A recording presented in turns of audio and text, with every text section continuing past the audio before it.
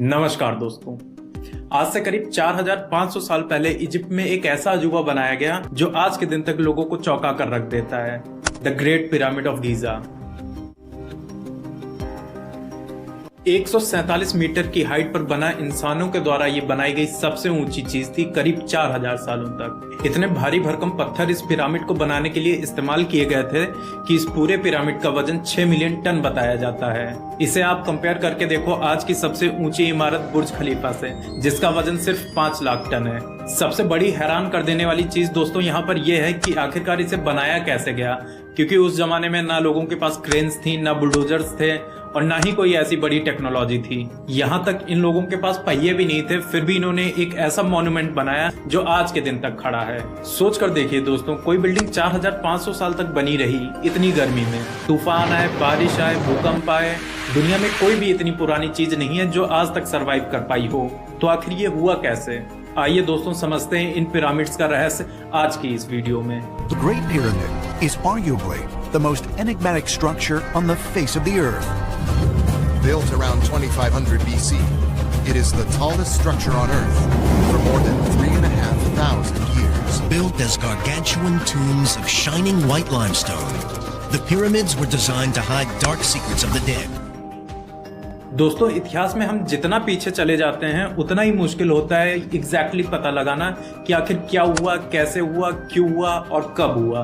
तो अनुमान लगाया जाता है the great pyramid of Giza को बनाया गया 2560 बीसी में फेरो कुफू के द्वारा। ये एंशिएंट इजिप्ट में जो राजा महाराजा होते थे हम उन्हें फेरो करके पुकारते थे। खास करके फेरो कुफू के बारे में हम ज्यादा तो नहीं जानते हैं, बस इतना जानते हैं कि ये राजा थे 4th dynasty of old kingdom of Egypt के। एग्जैक्टली कितने सालों तक इन्होंने राज किया इस पे काफी चर्चा होती है। कुछ हिस्टोरियंस एस्टिमेट लगाते हैं कि 23 साल, तो कोई कहता है 34 साल, तो कोई 60 साल से भी ज्यादा का समय बताता है। ये पिरामिड नील नदी के पश्चिमी तट पर स्थित हैं और अगर आप फोटोज में देखेंगे तो दिखेगा कि सिर्फ ये एक इकलौता पिरामिड नहीं है, इस जैसे दिखने वाले और पिरामिड्स दिखते हैं जो कि उसी जगह पे बनाए गए हैं। इन तीनों में सबसे ऊंचा है the great pyramid of Giza, जिसे हम पिरामिड ऑफ कुफू के नाम से भी जानते हैं। इससे छोटा है पिरामिड ऑफ खाफरे, ये सेकंड लार्जेस्ट पिरामिड है पूरे इजिप्ट में और कहा जाता है कि खुफू के बेटे खाफरे ने इसे बनवाया। और तीसरा और सबसे छोटा पिरामिड है इन तीनों में से द पिरामिड ऑफ मेनकौरे, कहा जाता है कि ये खाफरे के बेटे ने बनवाया था। उस जमाने में बनाए गए ये इकलौते पिरामिड्स नहीं थे, उसके अलावा है द ग्रेट स्फिंक्स, कई और बरियल टूम्स, कई और छोटे पिरामिड्स। टोटल में बताया जाता है कि ये 118 पिरामिड्स हैं अलग अलग शेप्स और साइजेस के। इनमें से कई पिरामिड्स टूटकर मलबा हो चुके हैं वेदरिंग की वजह से, बहुत कम ही हैं जो ठीक ठाक कंडीशन में बचे हुए हैं। और शायद सबसे अच्छे से वेल प्रिजर्व्ड यही 3 पिरामिड्स हैं, specially the great pyramid of Giza.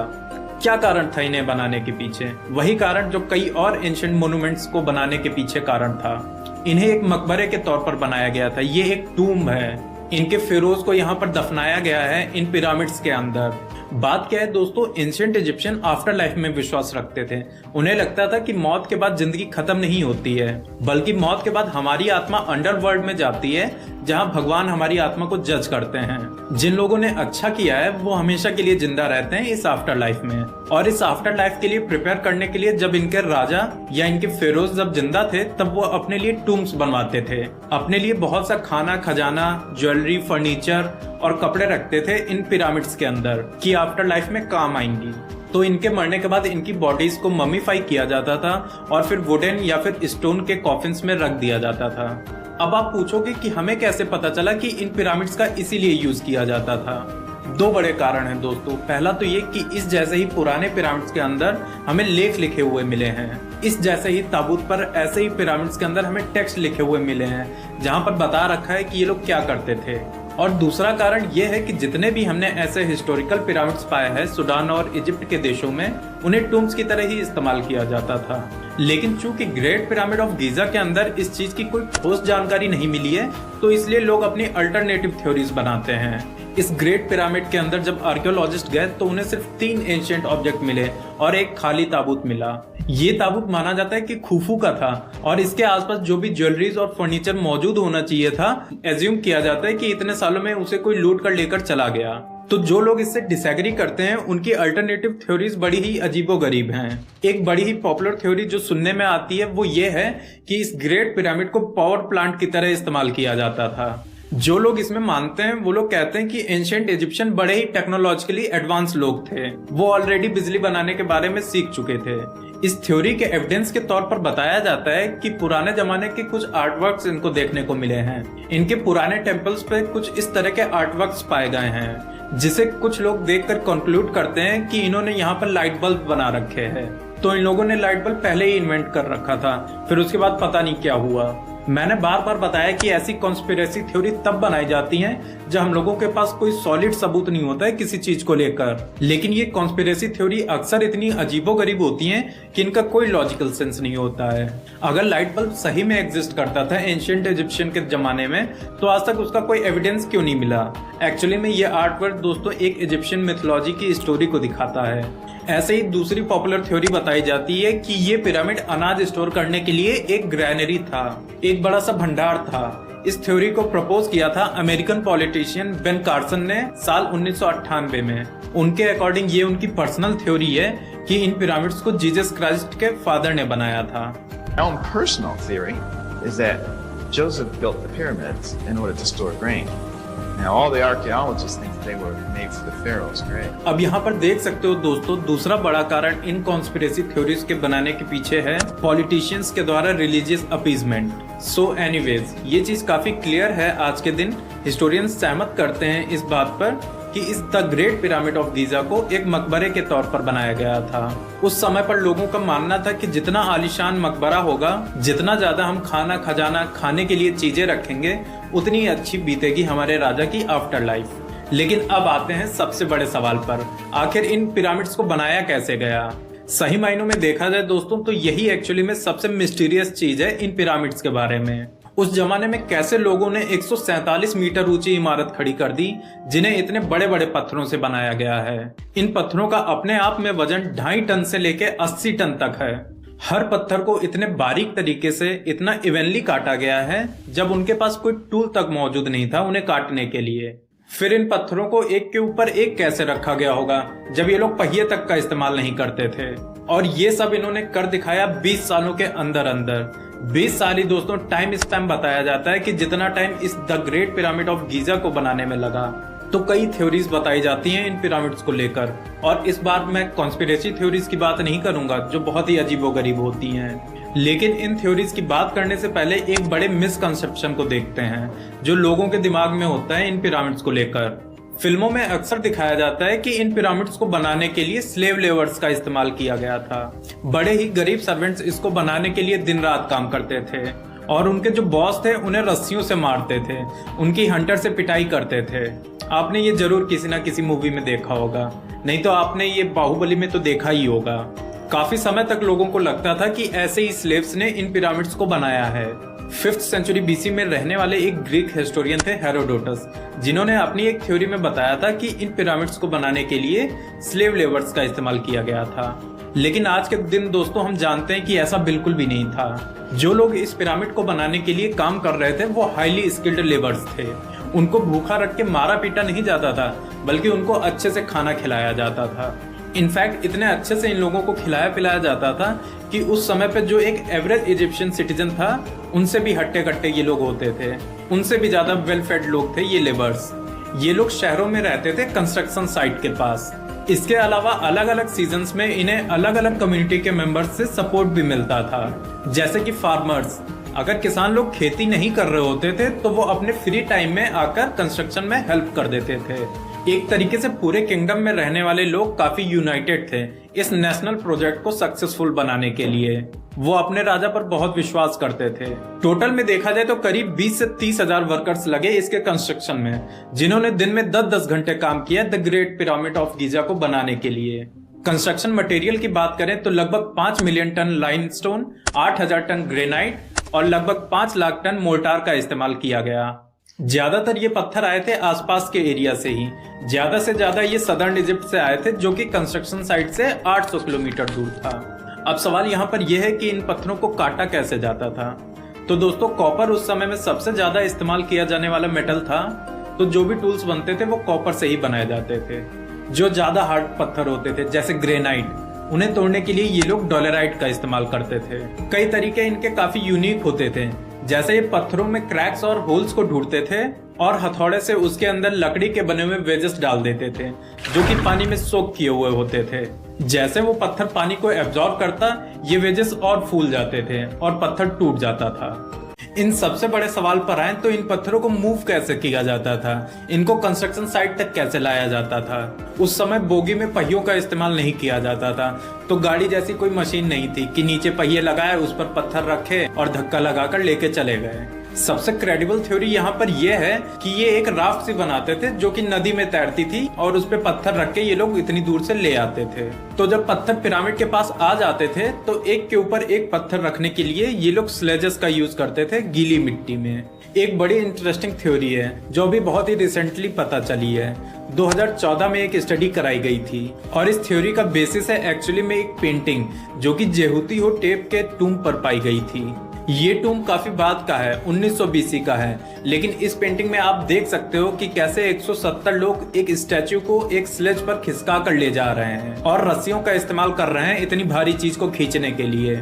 इस पेंटिंग में आप ध्यान से देखेंगे तो आपको दिखेगा कि कैसे एक आदमी पानी डाल रहा है स्टैच्यू के सामने रेत के ऊपर। शुरू में आर्कियोलॉजिस्ट को लगा कि ये कोई परंपरा होगी, इनका कोई ट्रेडिशन होगा आगे पानी डालने का, लेकिन जब फिजिक्स के एक एक्सपर्ट डेनियल बॉर्न और उनकी टीम ने इसे टेस्ट आउट किया तो पता चला कि अगर रेत में एक सर्टेन अमाउंट में पानी होगा तो जमीन पर खिसकने वाले ऑब्जेक्ट का फ्रिक्शन काफी कम हो जाता है। ये रेशियो काफी बारीक है। अगर 2 से 5% पानी है रेत में तो उस पर कोई भी ऑब्जेक्ट आप खिसकाएंगे तो उसको खिसकाने में काफी आसानी हो जाएगी। अब अगला सवाल यहाँ पर उठता है, आप पूछोगे कि चलो ठीक है, ये लोग पत्थर को वहां से खिसका के ले आए, लेकिन इन्होंने एक के ऊपर एक पत्थर को कैसे रखा? इतने भारी पत्थरों को आखिर उठाया कैसे गया बिना मशीनों का इस्तेमाल किए? अब आमतौर पर पुलिस का एक सिस्टम बनाया जा सकता है इतनी भारी चीज को उठाने के लिए, लेकिन जैसा कि मैंने आपको पहले ही बताया है कि उस समय 4th डायनेस्टी में इजिप्ट में व्हील्स एग्जिस्ट ही नहीं करते थे। एग्जिस्ट करते थे लेकिन उनका इस्तेमाल सिर्फ पोटरी में किया जाता था।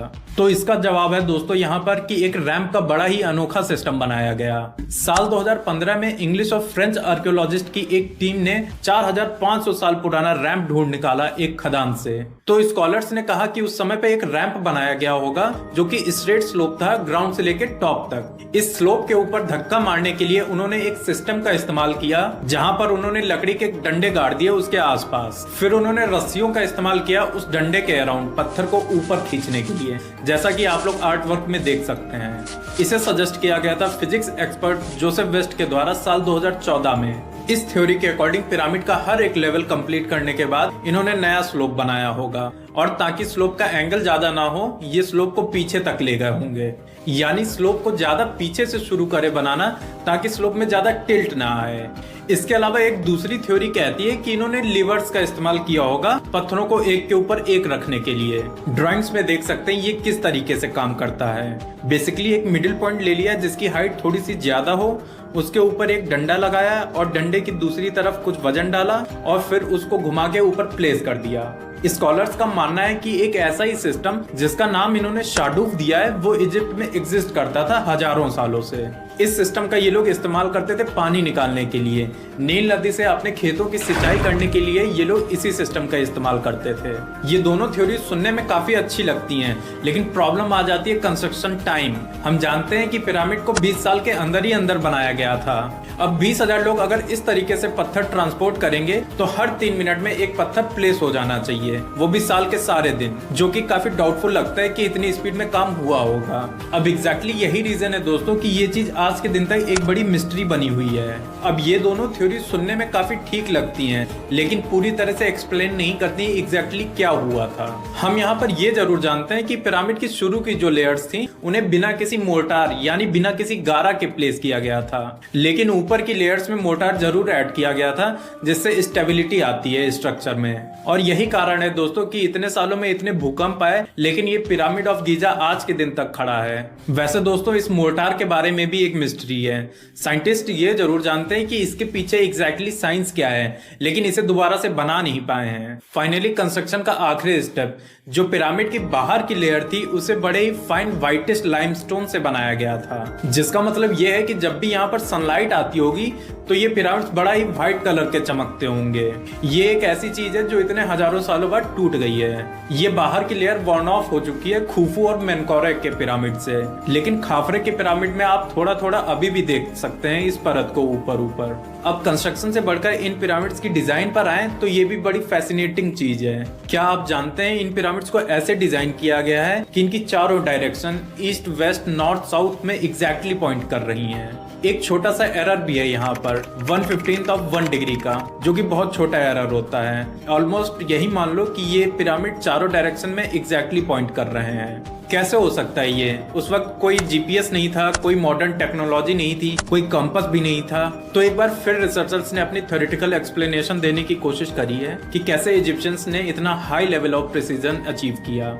एक पॉपुलर थ्योरी इसको लेकर बताई जाती है ऑटम इक्विनॉक्स की, जब धरती का टिल्ट इस तरीके से हो जाता है कि दिन और रात इक्वल होते हैं। जमीन में पड़ने वाली शैडो एकदम स्ट्रेट लाइन में होती है ईस्ट और वेस्ट डायरेक्शन के। अगर इजिप्शियंस ने इस तरीके का इस्तेमाल किया था तो जो डिग्री ऑफ एरर उनकी कैलकुलेशन में पाई गई है, ठीक वही डिग्री ऑफ एरर इस शैडो में भी पाई जाती है जब ऑटम इक्विनॉक्स होता है। दूसरी थ्योरी यहाँ पर बताई जाती है कॉन्स्टेलेशन की। कहा जाता है कि इजिप्शियंस ने आसमान में तारों को देखकर इन पिरामिड्स का डिजाइन बनाया था। 1989 में रॉबर्ट बॉवल, जो कि एक इजिप्टोलॉजी इंथुजियास्ट थे, इन्होंने ओरायन कोरिलेशन थ्योरी बनाई। इन्होंने कहा जो 3 पिरामिड ऑफ गीजा हैं वो ओरायन बेल्ट के जो तारे हैं उनकी स्ट्रेट लाइन में अलाइन करते हैं। इनका कहना है कि अलाइनमेंट इंटेंशनली थी और एंशिएंट इजिप्शियन एस्ट्रोनॉमी के बारे में जानते थे। वो तारों को रात में ट्रैक करते थे और उन्हें स्टडी करते थे, और उसी के अकॉर्डिंग वो अपनी कुछ क्रॉप्स को भी हार्वेस्ट करते थे। हिस्टोरियंस का मानना है कि ये एक फ्रिंज थ्योरी है। फ्रिंज का मतलब जो भी मेन स्ट्रीम ना हो। कुछ पॉइंट्स जो इस थ्योरी के खिलाफ दिए जाते हैं वो ये है कि इन तीनों पिरामिड्स को एक साथ नहीं बनाया गया और ना ही इन्हें एक साथ प्लान किया गया था। और जब 1999 में एस्ट्रोनॉमर्स ने इस थ्योरी को टेस्ट आउट किया तो पता चला कि ये जो पिरामिड्स हैं ये ओरायन कॉन्स्टेलेशन के स्टार्स के स्ट्रेट लाइन में नहीं है। और बात यह है कि वो जो कॉन्स्टेलेशन है वो इतने हजारों सालों में थोड़ा सा हिल गया है। स्टार्स के अलाइनमेंट वो सेम तरीके से नहीं है जो हमें आज के दिन दिखते हैं। ये थ्योरी यहाँ पर बतानी जरूरी है क्योंकि एक क्लासिक केस है जहाँ पर इंसान पैटर्न्स ढूंढने की कोशिश करता है, चाहे पैटर्न एग्जिस्ट भी ना करते हों। जब चीजों का ठोस सबूत हमारे पास मौजूद नहीं होता है, कोई एग्जैक्ट एक्सप्लेनेशन नहीं होता है, तो हम अपने आइडियाज बना लेते हैं और कहीं पर भी लिंक मिल जाता है तो हम उसे सच मान बैठते हैं। इस चीज को एक और ऊपर लेवल पे ले जाऊं, थोड़ा और एग्जैजरेट करो तो कई और अजीबोगरीब थ्योरीज सामने निकल कर आती हैं। कई लोगों का तो मानना है कि इन पिरामिड्स को एलियंस ने बनाया था क्योंकि इंसानों के बस की बात ही नहीं थी ये सब बनाना। मेरी राय में ऐसी अजीबोगरीब थ्योरीज साइंटिफिक थिंकिंग के खिलाफ जाती हैं। ये बस एक शॉर्टकट तरीका है किसी भी तरीके से सॉल्यूशन निकालने का जब हमें कोई सॉल्यूशन नहीं मिल रहा होता है। बेहतर यह है कि हम एक्नॉलेज करें कि ये चीजें हमें पता है और जो चीजें हमें नहीं पता है उन चीजों को हम क्लियरली सामने रखें ताकि आगे आने वाली जनरेशन, आगे आने वाले जो हिस्टोरियंस और आर्कियोलॉजिस्ट हैं वो इस चीज में रिसर्च करें और अपनी एक्सप्लेनेशन दे पाएं इन मिस्ट्रीज को लेकर। दोस्तों उम्मीद करता हूँ वीडियो पसंद आया होगा। बहुत बहुत धन्यवाद।